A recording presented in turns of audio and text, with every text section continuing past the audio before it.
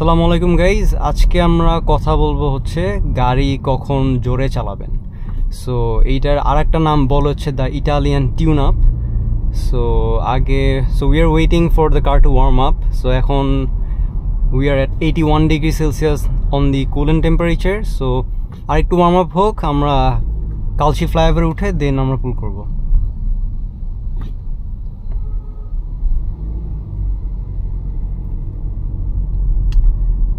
So কথা হচ্ছে Italian tune up কেন করবেন। হ্যাঁ, সো নর্মালি দেখা যায় যে গাড়ি আমরা বিভিন্ন স্পিডে চালাই, ম্যাক্সিমাম টাইমে আমরা যদি বাংলাদেশে থাকি দেখা যায় অনেক স্লো স্পিডে চালাই।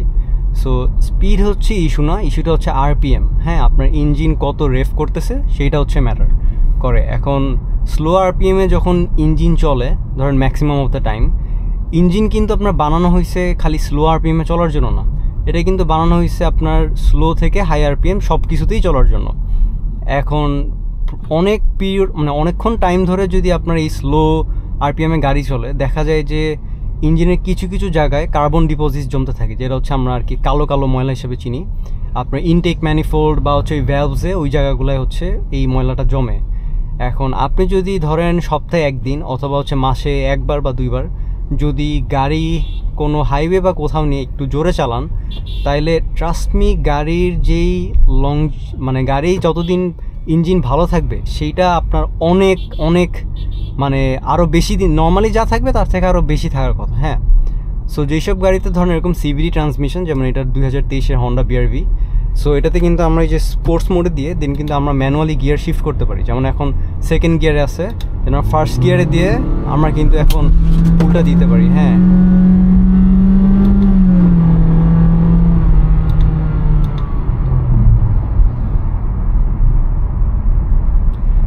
সো হাই আরপিএমের ইয়েটা হচ্ছে যে ইঞ্জিন যখন ভালো গরম হবে অ্যান্ড হাই আরপিএমসে চলবে, খুব বেশি না, আপনার যে খুব স্পিড উঠাইতে হবে এরকম কিন্তু না। জাস্ট ধরেন 0 to 60 একদম অ্যাক্সেলারেটর ফুল প্রেস করে দিবেন, ঠিক আছে? তাইলে দেখবেন যে ইঞ্জিনের সাউন্ডটা অনেক বেড়ে গেছে, উইচ মিনস যে আপনার আরপিএম অনেক হাই হয়ে গেছে। সো এরকম চালাইলে দেখা যাবে যে হ্যাঁ, ফুয়েল কনজামশন ওইটুকুর জন্য একটু বাড়বে, ঠিক আছে? বাট আপনার এখন আপনি তো ইউজুয়ালি মনে করেন আসতেই চালান, সো ফুয়েল কনজামশন এই ইটালিয়ান টিউন আপের সময় চিন্তা করলে কিন্তু আসলে হবে না।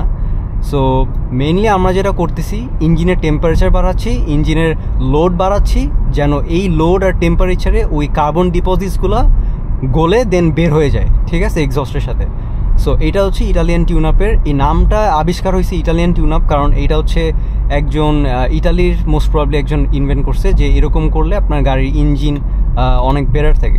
তো জিনিসটা হচ্ছে গাড়ি কিন্তু মাঝে মাঝে এরকম জোরে চালানো ভালো। এখন আমি কাউকে এনকারেজ করতেছি না যে স্পিড লিমিটের উপরে যাইতে। আমি কিন্তু স্পিড লিমিট ক্রস করি নি, এখানে স্পিড লিমিট 60, আমি কিন্তু 60 ক্রস করি নি। তার আগেই আমি যতখানি ইঞ্জিনকে লোড দেওয়ার আমি দিতে পারছি। হ্যাঁ, সো এখন অনেক গাড়িতেই আপনার এরকম ম্যানুয়াল প্যাডেল শিফটার্স বা আপনি গিয়ার ম্যানুয়ালি চেঞ্জ করতে পারবেন না। সেই ক্ষেত্রে কি করবেন? সেই ক্ষেত্রে হচ্ছে অটোমেটিক ট্রান্সমিশনে যেটা করবেন যে আপনি যতটুক স্পিডই ধরেন 100 যদি হয় আপনার স্পিড লিমিট বা 80, আপনি 80-তে যাবেন, একদম যতখানি লোড দেওয়া যায় ততখানি দিয়ে একদম ফুল অ্যাক্সেলেটার দাবায়, ঠিক আছে?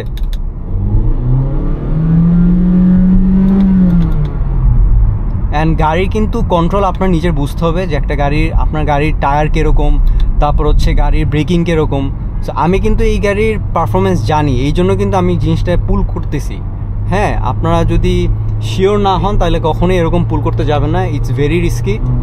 বাট যদি হাইওয়েতে হয় তাহলে কিন্তু করতে পারেন, সমস্যা নেই। কারণ হাইওয়েতে তো ধরেন ঢাকা মাওয়া হাইওয়েতে যে যদি আপনি 0 to 80 কিলোমিটারে টান দেন তাইলে কিন্তু কোনো প্যারাই নাই, ঠিক আছে? যেমন আমি এখন 1 নাম্বার গিয়ারে দিয়ে 40-এ যাইতেছি, বাট গাড়ির আরপিএম মনে খাই, ঠিক আছে?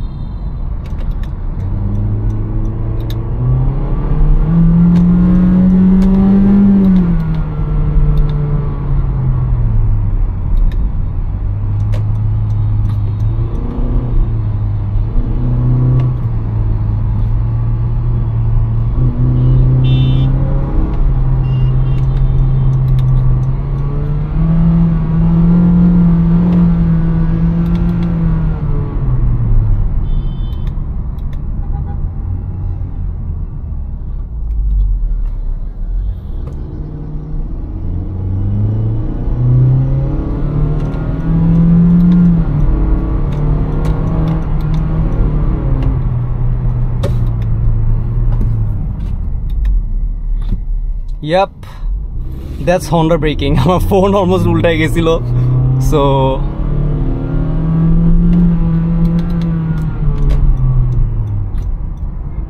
অ্যান্ড গাইজ, আমি যেটা বলতেছি সেটা হচ্ছে বারবার স্পিডিং করবেন না।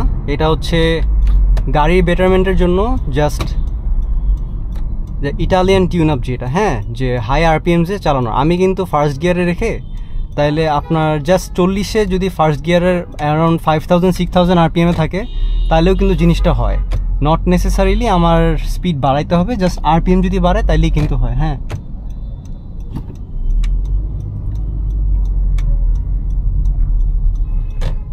অ্যান্ড এইটা ফাঁকা রাস্তায় করা অবভিয়াসলি বেটার। যদি আপনারা 300 ফিটের রাস্তায় অথবা হচ্ছে ঢাকা মাওয়া হাইওয়েতে করেন, তাহলে জিনিসটা অবভিয়াসলি বেটার। অ্যান্ড হ্যাঁ, আর একটু যদি you guys want to hear the music of this car, then let's go for it.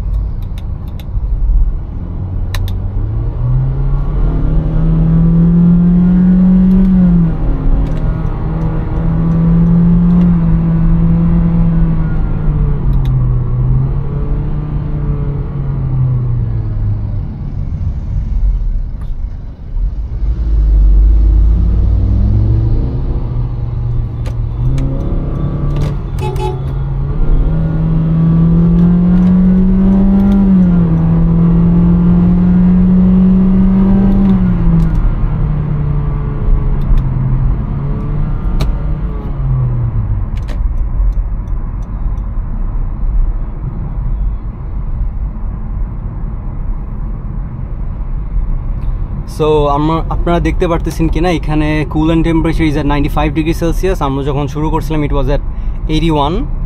So হ্যাঁ, সো জিনিসটা হচ্ছে লেটস সে লাস্ট 1 মাস ধরে আমি গাড়ি এখন যেমন চলতেছে এরকম চালাইছি, রাইট? বা ড্রাইভারের হাতে দিয়ে গাড়ি নর্মালি চলছে এভাবে, যে অনেক স্লো বা এরকম ফুয়েল এফিশিয়েন্ট করে, ঠিক আছে? তো মাসে একবার বা সপ্তাহে একবার যদি আপনারা চান, দেন গাড়িটা এরকম একটা ফাঁকা, লেটস সে শুক্রবার, কারণ শুক্রবারে জ্যাম ট্যাম থাকে না সব জায়গায়। সো আপনারা দিন শুক্রবারে বের হয়ে ফাঁকা রাস্তায় উইথ ইয়োর ওন রেসপন্সিবিলিটি গাড়ি চালাবেন, ঠিক আছে? আমি স্পিডিং করতে বলছি না। লেটস সে আমি ম্যানুয়ালি শিফট করতেছি না, দেন কী করবেন? জাস্ট অ্যাক্সেলারেটর ফুল ডাবাই দিবেন, ঠিক আছে?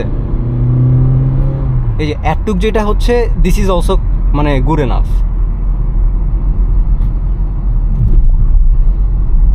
ঠিক আছে? So yep, this is what's known as the Italian tune up. এইটা করলে আপনার গাড়ির যেই ইঞ্জিনের পারফরমেন্স আর ডিউরেবিলিটি, এটা আগের থেকে অনেক অনেক বেটার হবে। হ্যাঁ,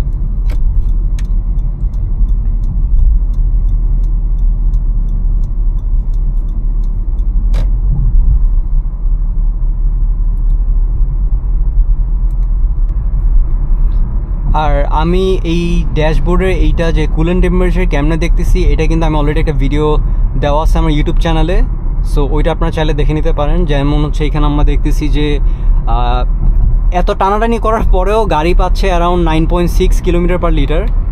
সো আর অ্যারাউন্ড 7 কিলো আমরা ঘুরে আসলাম টোটাল এতক্ষণ পর্যন্ত, ঠিক আছে? সো এই জিনিসটা কিন্তু খুবই হেল্পফুল। যেমন এখন 84 ডিগ্রি সেলসিয়াসের কুলেন্ট টেম্পারেচার নেমে গেছে। সো এই গাড়ির একটা সমস্যা যে এই, সরি গাইজ, এখানে আসলে আমার অডিওটা কীভাবে জানি ক্লিপ হয়ে গিয়েছিল। And yep, this is all for today and we will see you in the next one.